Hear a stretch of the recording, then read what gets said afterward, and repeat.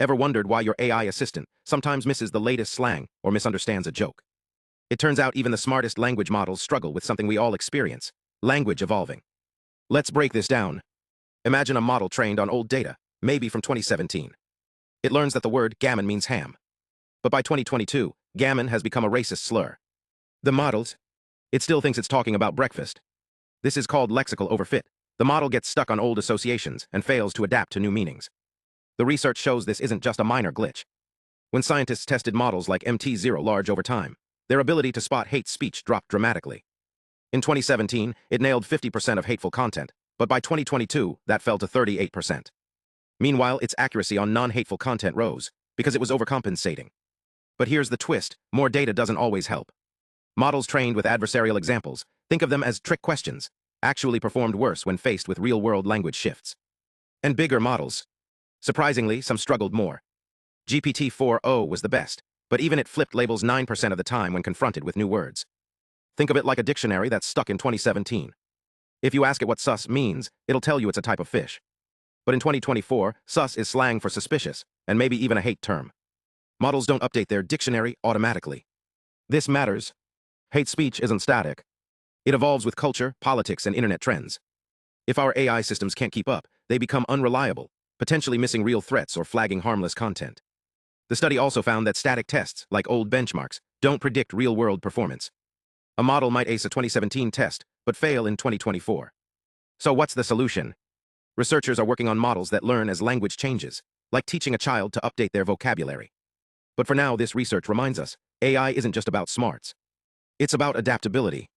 After all, language isn't a fixed code, it's a living, breathing thing. Next time you see an AI misfire, remember, it's not just a bug. It's a glimpse into the fascinating, messy challenge of teaching machines to understand us.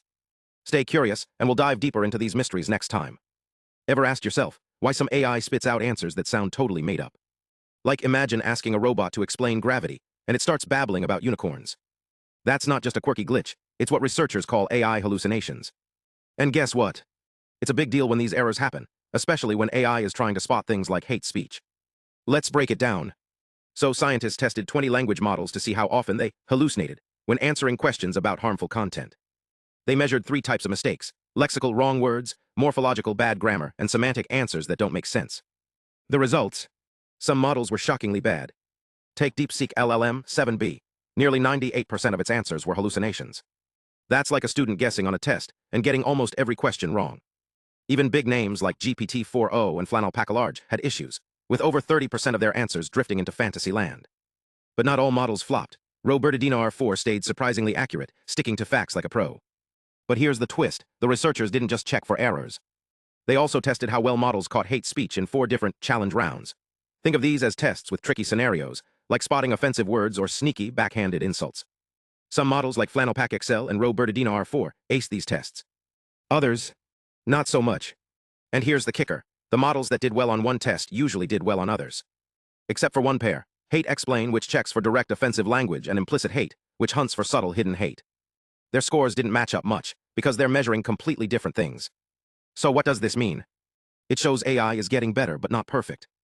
High hallucination rates. That's a red flag. If an AI can't stick to the facts, how do we trust it with important tasks? And here's the thing: even the best models struggle when the rules change. Now let's zoom out. Researchers also looked at how different hate speech detection tools agree with each other.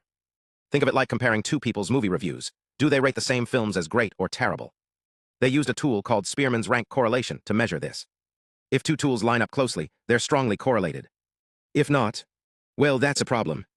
Take Table A12. When comparing one-time assessments, static tests, versus tools that track changes over time, time-sensitive tests, some models disagreed.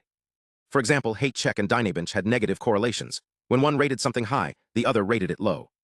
And the ranges of possible results: super wide. That's because small sample sizes can make data shaky. Imagine trying to guess a recipe from just one bite. Nope, not reliable. But other tools, like Dynabench and HateXplain, agreed pretty well. Their scores matched up, showing they're measuring the same underlying patterns. This highlights a critical challenge. No single metric captures the full complexity of hate speech. It's not just about words, it's about context, intent, and cultural nuance. The takeaway: AI systems need continuous, dynamic training to keep up with language's ever-changing nature.